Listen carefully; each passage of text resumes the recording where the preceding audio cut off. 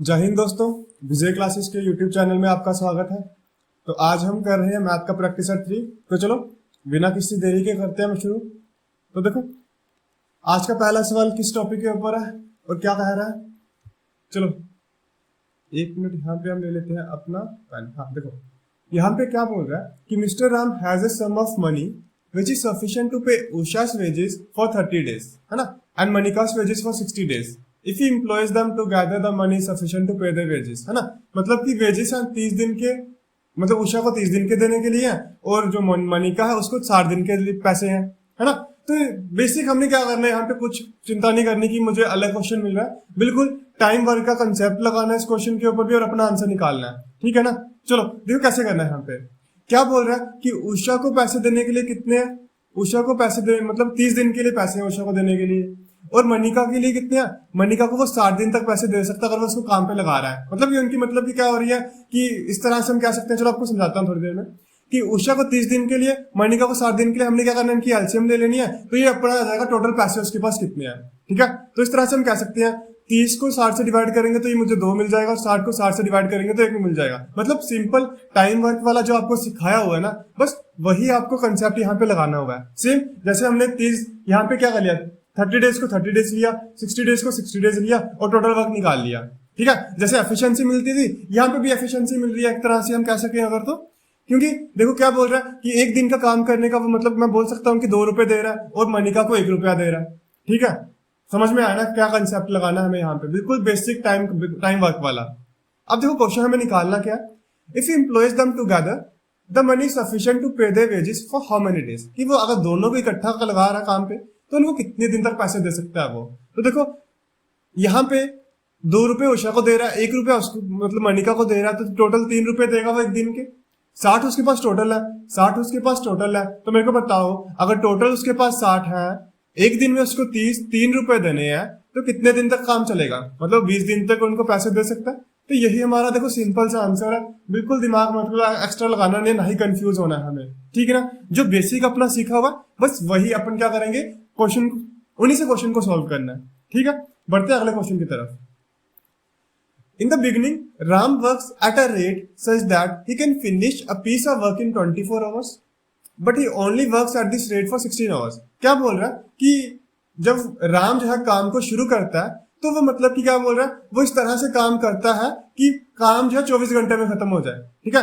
ये पहले उसकी एफिशिएंसी लिखते हैं कि वो शुरुआत में इस तरह से काम करता है कि वो 24 घंटे में काम खत्म कर देगा, ठीक है। But he only works at this rate for 16 hours, but वो स्पेस पे ना, स्पेस पे वो इधर लिख देते हैं साइड पे कि 16 घंटे ही काम करता है स्पेस पे वो। उसके बाद क्या होता है कि he works at a rate such that he can do the whole work in 18 days, कि 16 घंटे के बाद वो इस तरह से काम करता है कि पूरा काम जो है वो 18 घंटे में हो जाए, इतनी स्पीड में वो काम करता है। मतलब ये राम की सेकंड मतलब कि हम टाइम लिख लेते हैं कि वो इस तरह से काम करता है 16 घंटे के बाद कि काम 18 घंटों में खत्म हो जाए। सेम टाइम वर्क वाला क्वेश्चन हमने यूज करना है, 24 और 18 की एलसीएम लो कितना आएगा, 72 आएगा। 24 से 3 और 72 को 18 से डिवाइड करेंगे तो 4। जब वो 24 की स्पीड के साथ करता है तो उसकी एफिशिएंसी 3 की, और जब 18 की स्पीड से काम करता है तो 4 की एफिशिएंसी, ठीक है। अब क्या बोल रहा है कि if Ram is to work finish this work at a stretch, कि एक ही बार में उसको अगर काम खत्म करना है तो how many hours will he take to finish this work, तो कितने घंटों में वो काम खत्म कर लेगा। सही बढ़िया बात है कि जब वो 24 की पेस के साथ काम करता था तो मतलब की एफिशिएंसी 3 की थी, है ना, तो 16 घंटे काम करे तो मतलब बताओ कितना काम हुआ यहाँ पे, 16 से 48 यूनिट यहाँ पे काम हो गया।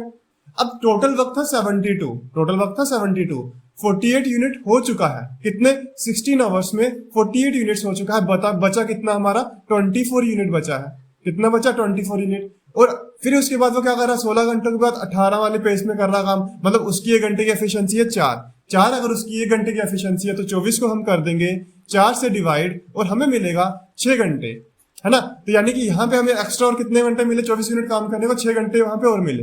तो टोटल काम पूछा हुआ how many hours will he take to finish this work, तो 16 को 6 से हम जोड़ देंगे तो हमें मिलेगा 22 आवर्स। तो यही हमारा क्या होगा, 5वां यानी कि 5th पार्ट हमारा आंसर होने वाला है इस क्वेश्चन में। बढ़ते हैं अगले सवाल की तरफ। अब ये सवाल देखो, father is 4 times the age of starter, है ना, फादर और डॉटर की एज का कंपैरिजन किया जा रहा है, बिल्कुल दिक्कत नहीं लेनी है। तो फर्स्ट क्या बोल रहा है कि फादर जो है वो 4 टाइम्स है एज ऑफ हिज डॉटर, मतलब 4 टाइम्स, मतलब डॉटर की एज अगर 1 है तो फादर की एज कितनी होगी, 1 का 4 टाइम्स यानी कि 4, यानी कि फादर और डॉटर की एज कब है ना मिल गई, यहाँ पे 4:1 मिल गई, सही है। अब बोल रहा है कि 5 साल के बाद ही would be 3 times of the age of his daughter, मतलब ये अगर उसकी देखो प्रेजेंट एज है, प्रेजेंट एज की रेशियो है, तो आफ्टर 5 ईयर्स 5 साल के बाद उनकी क्या बोल रहा है कि जो फादर है वो 3 टाइम्स हो जाएगा डॉटर की एज का, मतलब डॉटर की एज अगर 5 साल के बाद 1 यूनिट है तो फादर कितना हो जाएगा, 3 यूनिट हो जाएगा, मतलब 5 साल के बाद यहाँ पे भी हमने 5 साल ऐड करे, यहाँ पर भी हमने 5 साल ऐड करे, तो रेशियो क्या बन गई, 3:1 बन गई। अगर मैं बोलूँ कि आज फादर की एज 4x है, डॉटर की एज कितनी है, डॉटर की एज x है, तो 5 साल के बाद 4x + 5 एंड डॉटर की x + 5 हो जाएगी, तो मेरे को बताओ कि रेशियो कितनी हो जाएगी, 3:1 हो जाएगी। चलो सॉल्व करो इसको, क्या आएगा, 3x + 5 = 3x + 15, और ये यहाँ पे 4 है ना, 4 है ये, तो 3 उधर जाएगा तो क्या बन जाएगा, x = 10, मतलब x की वैल्यू कितनी मिली, 10 मिली, मतलब प्रेजेंट एज फादर की कितनी है, 40 ईयर्स है, डॉटर की कितनी है, 10 ईयर्स है, क्योंकि x के साथ हमने 4 की साथ x की मल्टीप्लाई कर दी 40 और डॉटर की 10 आ गई। समझ में आना ये चीज कि प्रेजेंट फादर की एज 40 है, डॉटर की एज 10 है। इफ आफ्टर 5 years बात कर रहा है, he would be 3 times, then further after 5 years how many time पूछा, further after, further मतलब ये वाले 5 साल के बाद भी और ये वाले 5 साल के बाद भी, मतलब टोटल वो 10 साल के बाद पूछ रहा कि आज के 10 साल बाद उनकी मतलब फादर की एज कितने टाइम्स हो जाएगी डॉटर के, ठीक है। तो मेरे को बताओ, अगर प्रेजेंट 40 है तो 10 साल बाद कितनी हो जाएगी, आफ्टर 10 years, है ना, प्रेजेंट से, ठीक है, प्रेजेंट से 10 साल की बात बोल रहा हूं मैं, तो 40 में 10 जोड़े तो 50 और 10 में 10 जोड़े तो 20 आ जाएगा हमारा, यानी कि फादर की एज आ जाएगी 50 ईयर्स और डॉटर की एज कितनी आ जाएगी, 20 ईयर्स आ जाएगी। तो ये कितने टाइम्स का कैसे निकालना, सिंपली 50 को 20 से डिवाइड कर देना हमें, तो कितना मिलेगा, 2.5 मिलेगा। तो यही हमें बताएगा कि फादर जो है वो डॉटर से 2.5 टाइम्स जो है बड़े हैं, तो सी पार्ट हमारा आंसर होगा। ठीक है, समझ में आया, बिल्कुल। बढ़ते हैं अगले सवाल की तरफ, चलो पढ़ो इसको। 1 year ago the ratio of honey and piyush ages was 2:3। ठीक है, 1 साल पहले की बात कर रहा है, ये ध्यान देना, एगो मतलब पहले। तो हनी और पीयूष की एज क्या दे रखी है उन्होंने दे रखी है 2:3। ये कब, यहाँ पे 1 माइनस लिख लेता हूं, मतलब 1 year बैक। ठीक है, अब बोल रहा है आफ्टर 5 years फ्रॉम नाउ, मतलब कोई प्रेजेंट यहाँ पे होगा, अभी प्रेजेंट का पता नहीं है प्रेजेंट की रेशियो कितनी है, लेकिन प्रेजेंट अभी है। ठीक है, तो प्रेजेंट कुछ होगा, तो नाउ प्रेजेंट होता है, तो नाउ से 5 साल बाद, ठीक है, नाउ से 5 साल बाद क्या हो जाएगी रेशियो, 4:5 बन जाएगी। ठीक है, मतलब क्या हमने ऐड करा, देखो प्रेजेंट से 1 साल पीछे गए थे, प्रेजेंट से 5 साल आगे आए, तो टोटल यहाँ पे कितना हमने, मतलब कि कितने साल आ गए, टोटल हम यहाँ पे 6 साल आगे आए हैं। समझ में आया ना, देखो पहले ये जो रेशियो दे रखी है ये 1 साल पहले की दे रखी है, और ये जो रेशियो दे रखी है ये 5 साल बाद की रेशियो दे रखी है, तो इसीलिए जो दोनों के बीच में जो गैप आया वो कितना आया, ये आया 6 और 6 का। क्या आया, 6 और 6 का, बिल्कुल निकाल लो। देखो पहले हम 1 साल पहले की एज लट कर लेते हैं कि 2x थी, अब 6 साल बाद x 6 प्लस कर दो, और यहाँ पे 3x + 6। देखो यहाँ पे ना बहुत ही सिंपल, बहुत ही प्यारा कंसेप्ट है, लेकिन मैं आपको कुछ एक्स्ट्रा ना, देखो यहाँ पे टाइम कम बचा हुआ, तो टाइम कम बचा हुआ, तो मैं आपको मतलब कि कंफ्यूज नहीं करना चाहता नए नए कंसेप्ट सिखाकर। ठीक है ना, तो बिल्कुल हम क्वेश्चन को सोल्व करना सीखेंगे, क्लियर है ना, बिल्कुल। तो 2x + 6 = यहाँ पे आ गया हमारा, देखो अब 6 साल के बाद रेशियो कितनी हो चुकी है, 4:5 हो चुकी है। सही ना, समझ में आया। चलो अब इसको सोल्व करो, क्या मिलेगा, 10x + 12 = 12x + 24। ठीक है, तो ये चीज हमें मिली। तो ये देखो यहाँ पे 1 मिनट 5 6 30 ना, बिल्कुल 5 6 30, बट 12 यहाँ पे क्या हो गया, नेगेटिव नंबर कैसे आ गए, तो ये 30 है, तो उधर जाएगा तो ये मिल जाएगा 2x, और ये 30 में से 24 माइनस करेंगे तो 6 मिलेगा, मतलब x की वैल्यू कितनी मिल गई हमें, x की वैल्यू 3 मिल गई। मतलब किसकी एज पूछी है, how old is Piyush now, तो पीयूष की 1 साल पहले एज कितनी है, 9 साल है। क्यों, क्योंकि 3 की मल्टीप्लाई 3 से कर दो। ठीक है, 3 की मल्टीप्लाई 3 से कर दो, हनी की भी 2 के साथ 3 की मल्टीप्लाई कर दो, तो 3 की 3 के साथ करी, तो पीयूष की 1 साल पहले अगर 9 साल है मेरे भाई, तो आप मतलब अभी पूछिए ना, how old is Piyush now, अभी पीयूष की एज कितनी है, तो 9 में 1 जोड़ेंगे तब प्रेजेंट में पहुंचेंगे, क्योंकि ये तो 1 साल पहले की एज है, मतलब 10 साल हमारा आंसर होगा। समझ में आया ना, बिल्कुल। अगले क्वेश्चन की तरफ बढ़ते हैं, तो पढ़ो इस क्वेश्चन को और देखो, how many coins 3 mm thick and 1.2 centimeter in diameter should be melted in order to form a right circular cylinder having base diameter 4 centimeter and height 27 centimeter। अच्छा क्वेश्चन है, प्यारा क्वेश्चन है। देखो क्या कहा जा रहा है इसमें। बोल रहे कि मेरे पास ना कॉइन्स है, बहुत सारे कॉइन्स है, इस तरह से बहुत सारे कॉइन्स है, ठीक है। थिकनेस भी दे रखी है, तो इसका मतलब कुछ थिकनेस भी होगी इसकी, कुछ थिकनेस भी होगी इसकी, है ना। यहाँ पे सर्कल करो तो थिकनेस कितनी है, थिकनेस है 3 mm। थिकनेस कितनी है, 3 mm है। पहले समझ लेते हैं ना क्वेश्चन क्या कहा जा रहा है, फिर सॉल्व करते हैं। थिकनेस 3 mm है, डायमीटर 1.2 सेंटीमीटर है। डायमीटर कितना, 1.2 सेंटीमीटर है। अब बोल रहा है कि ये जो कॉइन्स है हमारे, क्या ये जो कॉइन्स है, इन कितने कॉइन्स को मैं मेल्ट करूं कि मेल्ट करने के बाद मैं एक बड़ा राइट सर्कुलर सिलेंडर बनाऊं, एक बड़ा राइट सर्कुलर सिलेंडर बनाऊं जिसका डायमीटर कितना होगा, 4 सेंटीमीटर होगा और हाइट कितनी होगी, 27 सेंटीमीटर होगी, ठीक है। तो मेरे को मेरे बात बताना कि जब मैं मेल्ट करने के बाद मैंने ये सिलेंडर बनाना है, कॉइन्स को मेल्ट करने के बाद मैंने इसी सिलेंडर को बनाना है, तो जो इन कॉइन्स की नंबर ऑफ कॉइन्स मतलब n मल्टीप्लाई कर देते हैं, जो नंबर ऑफ कॉइन्स की वॉल्यूम होगी, क्या वही वॉल्यूम हमारे सिलेंडर की भी होगी? बिल्कुल होगी।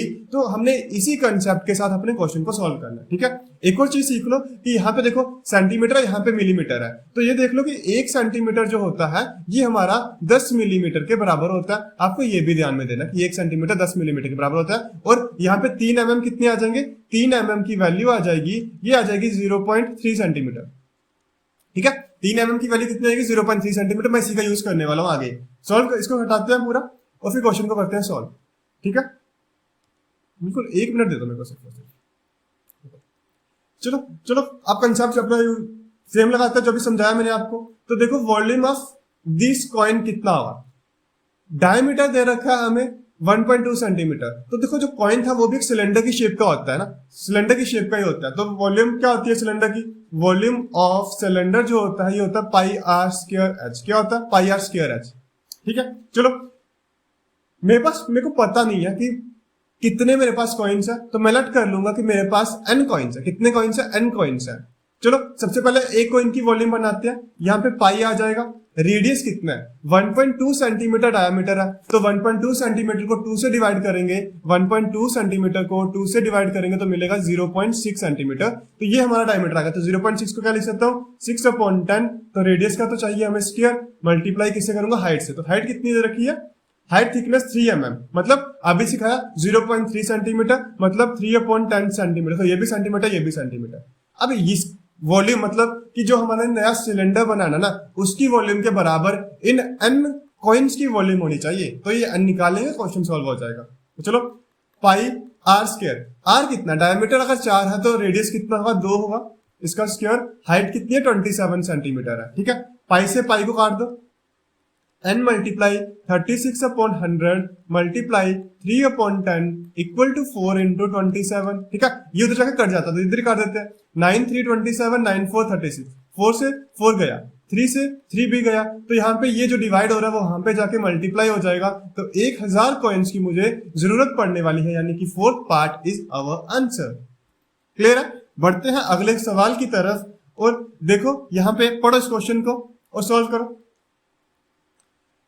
The length and breadth of rectangle park is 56 metre and 44 metre respectively. यहाँ पे छोटा सा हम क्या कर लेते हैं, एक रेक्टेंगल पार्क बना लेते हैं, एक रेक्टेंगुलर पार्क। तो थोड़ा टेढ़ा हो गया, रेक्टेंगल समझ लो, कोई बात नहीं है। तो लेंथ कितनी है, लेंथ है 56 मीटर, लेंथ 56 मीटर है और ब्रेड्थ कितनी है, 44 मीटर है, ठीक है। अब क्या बोल रहा है कि concrete path of width 4 metre, एक कंक्रीट पाथ बनाना है मुझे इसके चारों, है ना, along the length and breadth of rectangle. Length और ब्रेड्थ के अराउंड मुझे क्या करना है, एक कंक्रीट पाथ बनाना है जो 4 मीटर वाइड होगा। तो देखो मेरे को बताओ, क्या यहां से भी वो 4 मीटर वाइड होगा, चाहे यहां से भी 4 मीटर, यहां से भी 4 मीटर और यहां से भी 4 मीटर। तो मेरा एक नया बाहर एक क्या बन जाएगा, रेक्टेंगल बन जाएगा। क्या बन जाएगा, एक और नया रेक्टेंगल बन जाएगा। सही बात है, बिल्कुल बन गया। तो मेरे को बताओ 4 मीटर मैंने यहाँ पे बढ़ाया, 4 मीटर यहाँ पे बढ़ाया, पहले 56 था तो 8 मीटर टोटल इस तरफ और इस तरफ बढ़ाया, तो 56 में 8 प्लस करूंगा तो 64 मीटर मुझे अब नए वाले रेक्टेंगल की विड्थ मिलेगी। और अंदर कितनी मिलेगी मुझे, विड्थ मतलब क्या मिलेगी, लेंथ मिलेगी, और विड्थ कितनी मिलेगी, 4 मीटर ऊपर 4 मीटर नीचे। तो 44 में 8 प्लस करूंगा तो क्या मिलेगा, 52। तो नए वाले की विड्थ कितनी मिल गई, 52 मीटर मिल गई। सही बात है। पूछा कि एरिया ऑफ कंक्रीट पाथ क्या होगा, तो मेरे भाई मेरे को बताओ, क्या मैं पूरे का रेक्टेंगल का एरिया निकाल के इस छोटे वाले का मैं माइनस कर दूं तो क्या मुझे इसका आंसर मिलेगा कि नहीं मिलेगा। पूरे में से मैं अंदर वाले को माइनस कर दूं तो मुझे कंक्रीट पाथ का मिलेगा। तो बिल्कुल करो, area of outer rectangle minus करेंगे किसके साथ, एरिया ऑफ इनर रेक्टेंगल। ठीक है, कोई प्रॉब्लम नहीं है, बिल्कुल होगी नहीं कोई प्रॉब्लम। चलो अब देखो इसको करना है तो इसको मैं इरेज कर देता हूं। समझ में आ गया ना कि हमें बाहर वाले आउटर रेक्टेंगल में से इनर रेक्टेंगल को माइनस करना है। क्लियर, तो इसको इरेज कर देता हूं मैं, फिर हम क्वेश्चन को सॉल्व करते हैं। देखो एक छोटा सा बना लेते हैं यहां पे वापिस से, क्या था, और ये बाहर अंदर वाला था 56 और ये कितना हो गया था 56 में 8 प्लस करे तो 64 बन गया था, और विड्थ कितनी बन गई थी, ये 44 थी तो ये कितनी बन गई थी 52 बन गई थी। सही बात है, कोई प्रॉब्लम नहीं।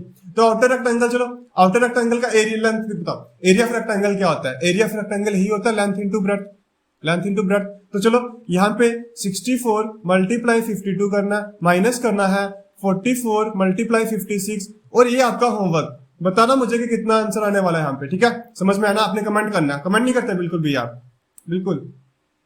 और देखो यहां तक पहुंच चुके हो तो बिल्कुल वीडियो को लाइक कर दो, कमेंट कर दो आंसर को, और साथ में दोस्तों के साथ शेयर कर लो, और चैनल पर नए आए हो तो सब्सक्राइब भी करके बिल्कुल जानना। ठीक है, अभी वो क्वेश्चन को सॉल्व करते हैं इतनी देर।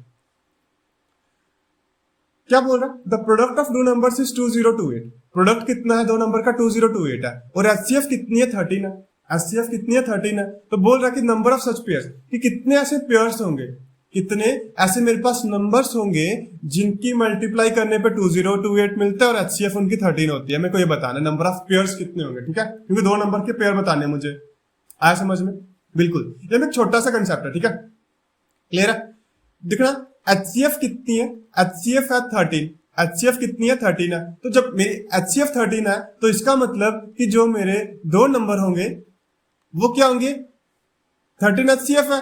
तो इसका मतलब जो मेरा पहला नंबर होने वाला है, पहला नंबर मेरा, मैं लट कर लेता हूं कि कोई एक नंबर x के साथ मल्टीप्लाई हो रहा होगा, 13 किसी x के साथ मल्टीप्लाई हो रहा होगा, तो मेरा पहला नंबर मिल रहा होगा।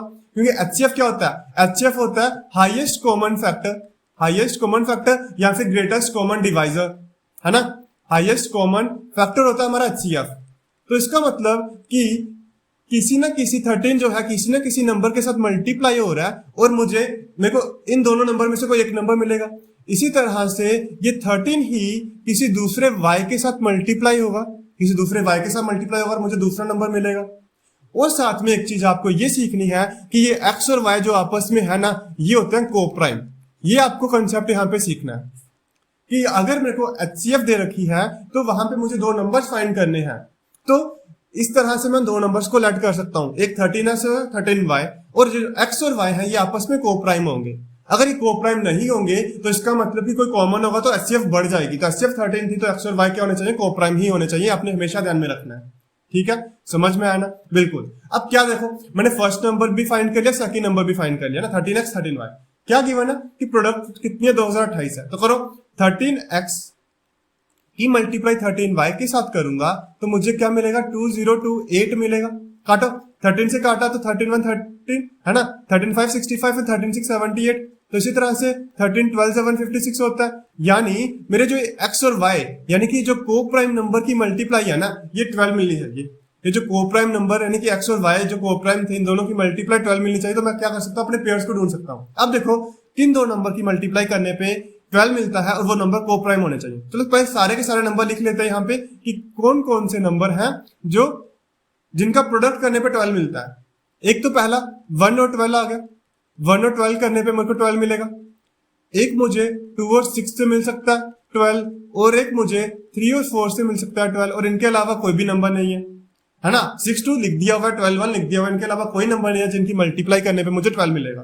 ठीक, बिल्कुल। तो क्या 2 और 6 कोप्राइम नंबर है? बिल्कुल नहीं है, तो इसको काट दो क्योंकि कोप्राइम नहीं है। हमें तो कोप्राइम चाहिए थे x और y। तो इसका मतलब कि जो पेयर्स मिलेंगे वो 1 2 और 3 4 मिलेंगे। यानी मेरे पास सिर्फ और सिर्फ दो ही पेयर्स ऐसे होंगे जो प्रोडक्ट करने पे 2028 देते हैं और एचसीएफ उनकी 13 है। चलो देख भी लेते हैं कौन कौन से नंबर है। सबसे पहला पेयर क्या था, 13 था। 13 की मल्टीप्लाई 1 से 13 ही होगा। 13 की मल्टीप्लाई 12 से करेंगे तो कितना आएगा, 144 156 है ना। 13 और 156 एक पेयर मिला, और दूसरा पेयर क्या मिलेगा मुझे, 13 3 39 एंड 13 4 52। यानी कि यही दो पेयर होंगे जिनकी मल्टीप्लाई करने पे 2058 मिलेगा और एचसीएफ इनकी क्या होगी 13 होगी।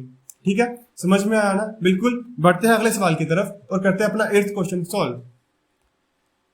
यहां पे देखो फाइंड करने के लिए बोल रहा है कि लोएस्ट कॉमन मल्टीपल फाइंड करो किनका 24, 36 एंड 40 का। अरे ये तो बहुत ही सिंपल क्वेश्चन आ गया, ये क्या आ गया? इतने बड़े बड़े क्वेश्चन हमने सॉल्व करे और पिद्दू सा क्वेश्चन डाल दिया हमें। देखो एलसीएम फाइंड करनी है, एलसीएम फाइंड करनी है तो क्या करना है? देखो पहले ना इन दो नंबर्स की एलसीएम फाइंड कर लेंगे, फिर इसकी अलग से कर लेंगे। तो चलो 24 और 36 की करते हैं। कैसे करना देखो सीखो। सबसे पहले क्या करेंगे, कोई कॉमन नंबर ढूंढना है कि जिससे ये डिवाइड हो जाए। देखो 12 से ये डिवाइड होता है, 12 से ये डिवाइड होता है, तो 12 कितने से आता है? 12 2 से 24 आता है, 12 3 से 36 आता है।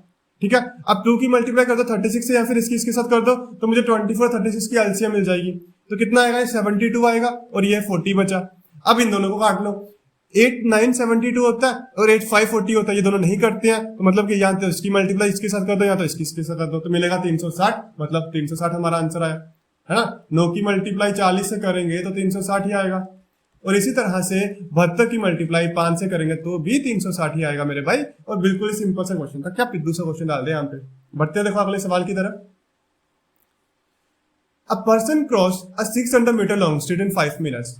600 मीटर की एक गली है, 5 मिनट में क्रॉस कर रहा है। ये डिस्टेंस है, ये टाइम मुझे 5 मिनट दे रखा है, तो क्या स्पीड निकालना आती है? स्पीड किसके बराबर होती है? स्पीड होती है डिस्टेंस ओवर टाइम, मतलब 600 डिवाइड बाय 15, क्या मिलेगा? 120 मीटर पर मिनट। तो हमें फाइंड करनी है speed in kilometre per our में कन्वर्ट करना है। तो इसका मतलब हमने क्या करना है, जब भी मीटर पर मिनट में कन्वर्ट करना होगा तो सीधा उल्टा 60/1000 लिख दो, कुछ नहीं करना आपको। मीटर पर मिनट को किलोमीटर पर आवर में कन्वर्ट करना है तो 60/100 1000 कर दो, तो 0 से 0 कटा तो 6/100 भी कर सकते हो, ये भी याद कर लो, कोई प्रॉब्लम नहीं है ना, बिल्कुल प्रॉब्लम लेनी नहीं है। 12 6 72 होता है अपॉन 10 कितना मिला मेरे भाई? ये मिला 7.2। ये हमारा आंसर आ गया। समझ सही है, कोई दिक्कत कभी नहीं होगी, बस प्रैक्टिस करते रहो हमारे साथ। ठीक है। A man reach his office 20 minute late if he walks from his office 3 kilometre per hour. क्या बोल रहा है कि अगर मैन ना 3 किलोमीटर की स्पीड के साथ में भागता है ना तो वो 20 मिनट लेट हो जाता है ऑफिस पहुंचने में। और इसी तरह से जब वो 30 मिनट पहले पहुंच जाता है जब वो 4 की स्पीड से भागता है। क्या बात है। तो करो यहाँ पे मुझे स्पीड की रेशियो मिल जाएगी। स्पीड की रेशियो जब वो 3 किलोमीटर पर आवर की स्पीड के साथ भागता है 4, देखो ये तो कोप्राइम नंबर है तो ये रेशियो बन जाएगी स्पीड की। 3 और 4 हमारी स्पीड की रेशियो बन जाएगी बिल्कुल। और क्या बोल रहा है कि डिस्टेंस देखो, घर से ऑफिस जाना है, घर से ऑफिस जाना तो क्या कभी डिस्टेंस बदलेगा? डिस्टेंस है कांस्टेंट। डिस्टेंस क्या है? डिस्टेंस है कांस्टेंट। तो जब डिस्टेंस कांस्टेंट तो टाइम की और स्पीड की रेशियो इनवर्स, यानी कि टाइम की रेशियो 4:3 हो जाएगी। ध्यान रखना है आपने, बहुत क्वेश्चन सॉल्व कर दिए हमने इसके ऊपर। तो टाइम की रेशियो क्या हो जाएगी? 4:3 हो जाएगी। मतलब पहले उसे 4 यूनिट लगते थे, अब उसे 3 यूनिट लग रहे हैं। मतलब अब उसे 1 यूनिट कम लगा जब उसने स्पीड बढ़ा दी। तो मेरे को बताओ यहाँ पे उसको कितना समय कम लगा पहले के मुताबिक? पहले उसको 20 मिनट लेट हुआ था, अब वो 30 मिनट जल्दी पहुंच रहा है। मतलब 20 और 30 मतलब 50 मिनट वो अब दोनों के बीच में गैप आ रहा है। कितना आ रहा है? 50 मिनट का गैप आ रहा है। मतलब 1 यूनिट की वैल्यू 50 मिनट आई है तो 3 यूनिट की वैल्यू कितनी आ जाएगी? क्योंकि टाइम अब देखो 4 की स्पीड के साथ 3 यूनिट लग रहे हैं तो 3 यूनिट में 150 मिनट लगेंगे। देखो स्पीड किलोमीटर पर आवर में दे रखी थी तो मिनट्स को आवर में कन्वर्ट करने के लिए 60 से डिवाइड कर देंगे। सही है। और देखो ये मुझे क्या मिल गया? ये मुझे मिला टाइम मिला। क्या मिला मुझे? ये टाइम मिला। कितना मिला? 3263515। मतलब उससे यहाँ पे कर लेते हैं, मतलब उससे 5.2 आवर लगते हैं घर से ऑफिस तक पहुंचने में। तो 4 की स्पीड के साथ देखो, 4 की स्पीड के साथ देखो 3 यूनिट की वैल्यू निकाली, इतना ध्यान में रखना। तो 4 की स्पीड के साथ उसे 5.2 आवर लगते हैं। तो चलो मल्टीप्लाई कर दो 4 के साथ, तो 2 से 2 बटा, तो यहाँ पे 5 2 10 हमारा आंसर आया डी पार्ट। कोई प्रॉब्लम नहीं है। चलो नेक्स्ट क्वेश्चन सॉल्व करते हैं। A student has to obtain 33% of the total marks to pass. पास होने के लिए क्या चाहिए? पास होने के लिए चाहिए 33% मार्क्स। ठीक है। अब क्या बोल रहा है कि he got 125, मिले कितने से? 125 मार्क्स, और फेल होगा 40 मार्क्स से। ऑब्टेन कितने करे उसने? ऑब्टेन करे उसने 125। फेल बाय कितना हुआ? कितने नंबर से फेल हुआ? वो बिल्कुल 40 नंबर से फेल हुआ। तो क्या मैं बोल सकता हूं कि अगर वो 40 नंबर और ले लेता तो पास हो जाता? पास मार्क्स में बोल सकता हूं कि पास मार्क्स कितने हैं उसके? पास मार्क्स है 165। तो पास परसेंटेज कितनी दे रखी है मेरे भाई? 33%। किसके बराबर आ गया? 33% आ गया 165 के बराबर। मैक्सिमम मार्क्स पूछे, 100% की वैल्यू निकालनी है। 33 5 165 होता है, यानी कि 1% की वैल्यू 5 है। तो 100% की वैल्यू कितनी आएगी, 500 आएगी मेरे भाई, और ये मेरा ए आंसर होगा। बढ़ते हैं अगले सवाल की तरफ। If the price of a book is first decrease by 25%, पहले क्या करा, पहले मेरे देखो कुछ बुक होगी, पहले मैंने बुक का प्राइस करा 25% डिक्रीज करा, ठीक है, 25% डिक्रीज करा। अब जो नई वैल्यू मिली होगी मुझे, अब मैंने इसके ऊपर वापस से इंक्रीज कर दिया, 20%। सक्सेसिव चेंज आया कि नहीं आया, बिल्कुल आया। तो 25% मेरे भाई कितना होता है, 25% 1/4 होता है, 20% 1/5 होता है। ये डिक्रीज ये इंक्रीज, तो लिखो 4 से 1 का इंक्रीज तो 4 पे हो गया 5, अरे क्या लिख रहा हूं मैं, डिक्रीज हो रहा है, तो 4 पे हो गया 3, 4 पे कितना हो गया, न्यू प्राइस 3 हो गया। अब जब नया प्राइस आया उसके ऊपर 1 का इंक्रीज, मतलब 5 के ऊपर 6, सिखाया हुआ आपको मैंने अपने पूरे, मतलब कि हमने क्या बनाई रखी है, सीरीज बना रखी है। अब उस पे जाके रेशियो वाले चैप्टर, परसेंटेज वाले चैप्टर पे जाके आप सक्सेसिव अप्रोच कैसे सॉल्व करना है वो देख सकते हो।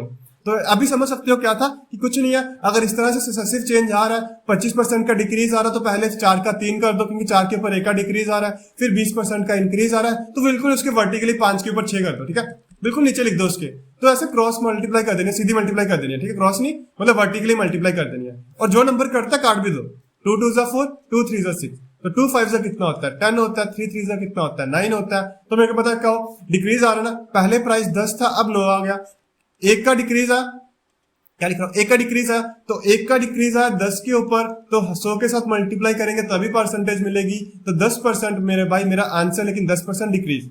देखो ऑप्शन में तो यहाँ पे सीधे 10 20 30 40 लिखे हैं, लेकिन वहां पे अगर डिक्रीज इंक्रीज भी लिखा है तो उसका भी ध्यान देना है, तो यहाँ पर तो 10 आंसर बनेगा, ठीक। ये क्या लिखा है, रश, रश नहीं फ्रेश फ्रूट होगा ना, फ्रेश फ्रूट होते हैं, तो fresh fruit contains 68% water and dry fruit contain 20% water, ठीक है। फ्रेश फ्रूट में वाटर कितना है, फ्रेश फ्रूट में वाटर है 68%। वाटर अगर 68% है तो क्या मैं बोल सकता हूँ कि जो ड्राई पार्ट होगा, जो पल्प होगी उसके बीच में, वो 32% होगी, है ना, 32% होगी। और साथ में क्या बोल रहा है कि ड्राई फ्रूट में 20% वाटर है, ड्राई फ्रूट में वाटर जो है वो कितना है, ड्राई फ्रूट में वाटर है 20%, तो जो ड्राई वाला हिस्सा, बिल्कुल ड्राई वाला हिस्सा, वो कितना होगा, वो हमारा कितना होगा, 100 में से 20 माइनस कर देंगे तो 80% होगा।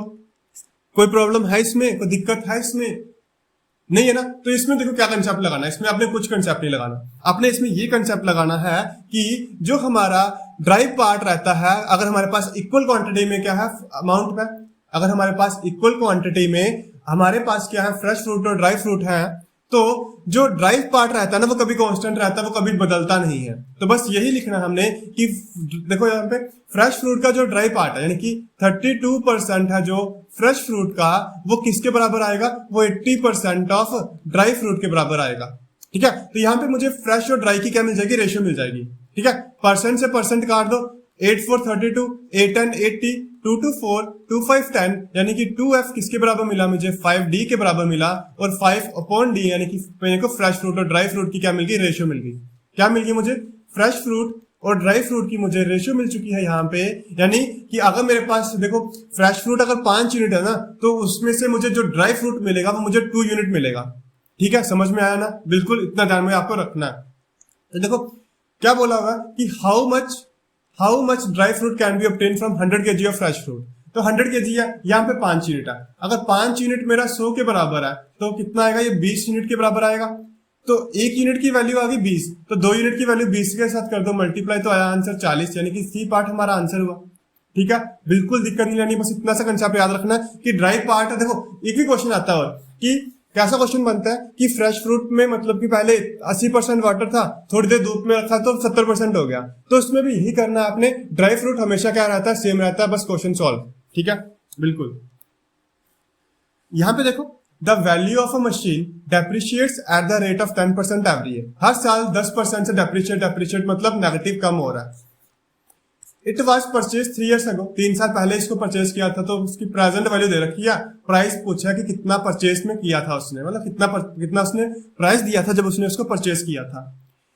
10% का डिक्रीज आ रहा है, मतलब पहले 10 थी अब 9 होगी, क्योंकि 10% किसके बराबर होता है, 1/10, तो 10 के ऊपर 1 का डिक्रीज 10 9, इसी तरह से 10 9, इसी तरह से 10 9, 3 साल हो गया, तो कितना आएगा 1000, और 9 का क्यूब कितना होता है, 729 होता है। 729 ये क्या आ गया, प्रेजेंट वैल्यू आ गई, ये क्या थी पहले ओल्ड वैल्यू, ये प्रेजेंट वैल्यू। प्रेजेंट वैल्यू कितनी रखी है, 878, तो लिखो 8748, सही है। 79 यूनिट इतना है तो 1 यूनिट कितना आएगा, 79 2 से 1 गया तो ये 2 गए, 9 2 18 तो सामने दिख जाएगा, 1 2 यहाँ पे मिल जाएगा। तो क्या करने हैं, 1000 यूनिट की वैल्यू निकालनी है, 1000 से मल्टीप्लाई कर देंगे तो क्या मिलेगा, 12000 हमारा आंसर आया। बोलो समझ में आया कि नहीं। बिल्कुल, बढ़ते हैं नेक्स्ट क्वेश्चन की तरफ।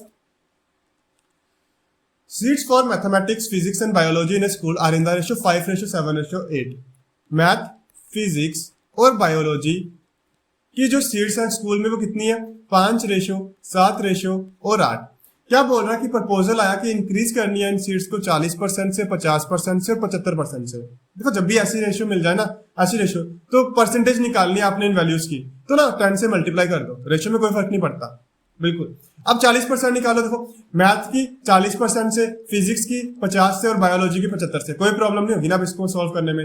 40% 50 का निकालना है, परसेंट से 2 जीरो गए, यानी कि 20 हमने सीट्स इंक्रीज करनी है, 20 सीट्स इंक्रीज करनी है, मतलब पहले 50 थी अब कितनी होगी, 70। निकाल लेते हैं ना, अब कंफ्यूज हो जाओगे तो फिर क्या मतलब होगा। 0 से 0, 0 से 0, 5 4 20, यानी कि 20 सीट्स हमने इंक्रीज करनी है, पहले 50 थी अब 70 हो जाएंगी।